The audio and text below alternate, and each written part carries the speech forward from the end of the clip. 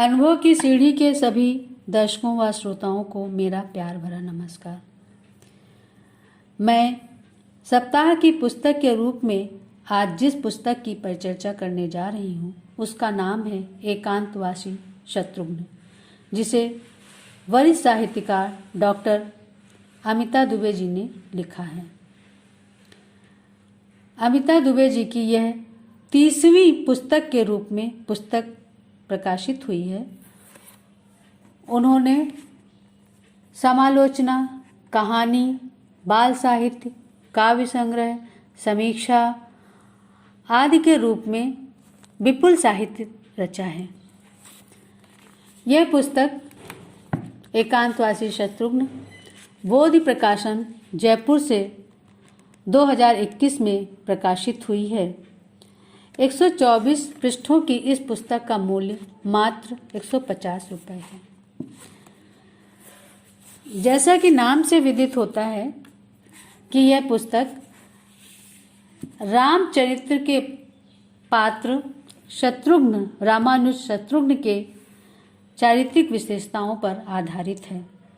यूँ तो रामकथा आदि कवि वाल्मीकि से लेकर आज तक बहुत प्रकार से और बहुत बार लिखी जा चुकी है, आगे भी लिखी जाती रहेगी। इस कथा की यही विशेषता है कि हर बार यह कथा कुछ नई स्थापनाओं के साथ प्रस्तुत होती है। इसी कड़ी में अमिता दुबे का यह उपन्यास एकांतवासी शत्रुघ्न अत्यंत महत्वपूर्ण है। माना जाता है कि तुलसी ने मानस की रचना उस समय की थी जब भारतीय जनता मुगलों के अत्याचारों से पीड़ित हो त्राहि त्राहि कर रही थी। उस समय तुलसी ने राम जैसा नायक भारतीय जनमानस के समक्ष प्रस्तुत किया। और आज जब जनता कोरोना जैसी महामारी के प्रकोप के कारण त्रस्त है, उस समय यह उपन्यास निश्चय ही पाठक मन को सांत्वना प्रदान करने वाला सिद्ध होगा। लेखिका ने इस महामारी की समस्या व निदान इस उपन्यास में प्रस्तुत किया है, वह भी अत्यंत सहज ढंग से। इस बीमारी से वे लिखती हैं कि इस बीमारी से हम जीतेंगे। जीवन शैली में कुछ परिवर्तन कर हम अपनी सनातनी परंपराओं में लौट रहे हैं। ये परंपराएं, आस्थाएं हमारी जीवनी शक्ति हैं, हमारे लिए जीवन रक्षक प्रणालियां हैं। इसके शीर्षक के संबंध में लेखिका का मत है। इसकी सार्थकता को स्पष्ट करते हुए, रेखांकित करते हुए वे लिखती हैं कि एकांतवास आज के समय की मांग है। विश्व में महामारी का रूप ले चुका कोरोना वायरस एकांतवास की मांग करता है। यह एकांत किसने कैसे जिया, यह हम पर निर्भर करता है। शत्रुघ्न के एकांतवास को खोजने में मेरा भी एकांतवास सम्मिलित है। तो इस पुस्तक के आइए कथानक की बात करते हैं। तो पुस्तक का संपूर्ण कथानक बहुश्रुत कथा रामायण से प्रेरित है, परंतु इसके चरित्र जो प्रधान नायक हैं राम न होकर उनके रामानुज शत्रुघ्न हैं। शत्रुघ्न के चरित्र के विविध पक्ष इस कथा के माध्यम से हमारे समक्ष प्रस्तुत होते हैं। प्रत्यक्ष रूप से वनवास राम को दिया गया था, परंतु रामायण कथा से जुड़े हर पात्र ने वनवास भोगा था। लक्ष्मण राम के अनुगामी थे, वे साथ वन चले गए। भरत ने अयोध्या के बाहर नंदी ग्राम में रहकर अपना वनवास काल बिताया, परंतु शत्रुघ्न का चरित्र इस दृष्टि से अतुलनीय है कि वे राजमहल में रहते हैं, भरत के प्रतिनिधि बनकर राजकाज देखते हैं, माताओं को धैर्य देते हैं, उर्मिला मांडवी की देखभाल करते हैं और बिना कुछ कहे चुपचाप एकांतवास करते हैं। कौशल्या, राम के वन से लौटने के बाद कौशल्या शत्रुघ्न और उनकी पत्नी श्रुति कीर्ति के चारित्रिक विशेषताओं को उजागर करती हुई कहती हैं, यह पगला तो अपने बड़े भाई की छाया बन नंदी ग्राम के पास अयोध्या के मुख्य द्वार के निकट एक शिला पर रात्रि विश्राम करता था। यह राजकाज के उत्तरदायित्व की बात कहकर शीघ्रता पूर्वक महल से प्रस्थान करता था। यह नियम पूर्वक दिन में 2 बार हमारे पास आता।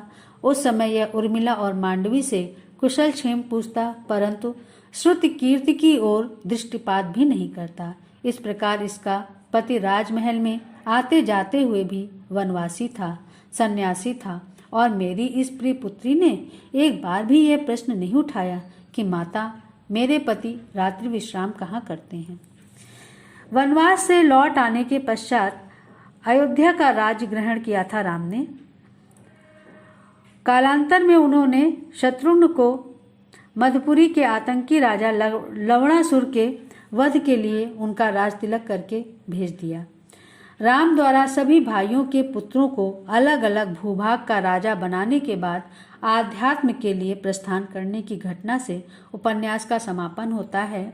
राम, लक्ष्मण, भरत तो अपने अपने क्षेत्र के वन प्रांतों में भ्रमण कर आध्यात्मिक ज्ञान प्राप्त करने चले जाते हैं, जबकि उस समय शत्रुघ्न प्रजा के बीच जन जागृति का आकाश दीप प्रकाशित कर रहे थे, जहां स्त्री के प्रति सम्मान भावना जागृत हो, मिथ्या लोकापवाद आदि प्रचारित न हो, ऐसी शिक्षा दी जा रही थी। मानो एकांतवासी शत्रुघ्न के जीवन का यही उद्देश्य शेष था। कृति का यह समापन वाक्य उपन्यासकार की रचना धर्मिता का उद्देश्य भी है। एक बात मैं और कहना चाहूंगी कि आजकल पौराणिक कथाओं की रचनाओं का सृजन जहां बहुत से विद्वज्जन नवाचार के नाम से तड़का लगाते हुए करते हैं, वहीं लेखिका ने इस उपन्यास के माध्यम से हमारे सनातनी जीवन मूल्यों की पुनर्प्रतिष्ठा करने का प्रयास किया है, जो शायद आज की बहुत बड़ी जरूरत है। इस पुस्तक के माध्यम से वे सर्वे भवन्ति सुखिनः का उद्घोष करती दिखाई देती हैं। बिना किसी छद्म के, बिना किसी आडंबर के सहज रूप से वे संयुक्त परिवार, भाईचारा, आदर्श जीवन मूल्यों की स्थापना करने की कोशिश करती हैं। हमारे मन उदार हों तो हम दूर रहकर भी एक दूसरे के प्रति सहिष्णु हो सकते हैं, एक दूसरे के सहायक हो सकते हैं, जैसे कि शत्रुघ्न राम से दूर रहते हुए भी उनका न केवल अनुकरण करते हैं बल्कि अयोध्या में रघुकुल की नीतियों की रक्षा भी करते हैं। आज की यही सबसे बड़ी जरूरत बन गई है, जब हम यह कहते हैं कि 2 गज की दूरी बहुत जरूरी। एकांतवासी शत्रुघ्न का समय मूल रूप से राम के वनवास काल के 14 वर्षों से जुड़ी घटनाएं हैं। रामायण काल के अनुरूप संस्कृति व वातावरण का निर्माण करने में लेखिका ने अद्भुत सफलता प्राप्त की है। यद्यपि पूरा कथानक वर्णनात्मक शैली में लिखा गया है, तथापि वर्णन के अनुरूप दृश्य चित्रण में भी उन्होंने अतिशय कुशलता दिखाई है। राम वनगमन के बाद अयोध्या की स्थिति का चित्र देखिए। देखने में तो सब कुछ सामान्य ही लगता है, परंतु पूरी अयोध्या नगरी में उदासीनता है। कहीं कोई उत्सव भी नहीं होते, शिशु के जन्म पर बधाई नहीं गाई जाती, विवाह उत्सव भी नहीं हुए। जहाँ बहुत आवश्यक है वहाँ संस्कार हो जाते हैं, उत्सव नहीं मनाया जाता। साधारण भोजन खाकर लोग जीवन निर्वाह कर रहे हैं। किसी घर से सुस्वादु भोजन की सुगंध नहीं आती। लोग स्वच्छ वस्त्र धारण करते हैं, परंतु उनके वस्त्रों में नवीनता नहीं होती। सभी सौजन्य से रहते हैं, लेकिन उनमें परस्पर आनंद का भाव नहीं दिखाई देता। एक तरफ कथानक वर्णन के सहारे रामायण काल की वस्तु स्थिति से परिचित कराता है, तो दूसरी तरफ अतुल्य और सुगंधा के माध्यम से आधुनिक बोध से जुड़ी समस्याओं से भी पाठक को जोड़ने में सक्षम होता है। उपन्यास की भाषा शैली जितनी प्रांजल और बोधगम्य है कि यह सीधे पाठक के हृदय को छूती है। इस कृति को बहुत बड़ा पाठक वर्ग मिलेगा, इसमें कोई संशय नहीं है। रामचरितमानस की कथा श्रोता और वक्ता के माध्यम से विस्तार पाती है। इसी प्रकार इस कृति का विस्तार भी दादी और पोते के मध्य संवाद शैली के माध्यम से होता है। दादी सुगंधा बड़ी कुशलता से पोते अतुल्य की राम कथा से जुड़ी जिज्ञासाओं का समाधान करती हैं और शत्रुघ्न के संयम, त्याग, कर्तव्य निष्ठा आदि चारित्रिक गुणों को उद्भासित करती हैं। लेखिका ने अपने रचना कौशल से शत्रुघ्न की संवेदनाओं की घटनात्मक अभिव्यक्ति दी है। उन्होंने जीवन अनुभवों के जीवंत संदर्भों को रूपायित करने के साथ ही उन अनुभव संदर्भों को सार्थक रूप देने का प्रयास किया है।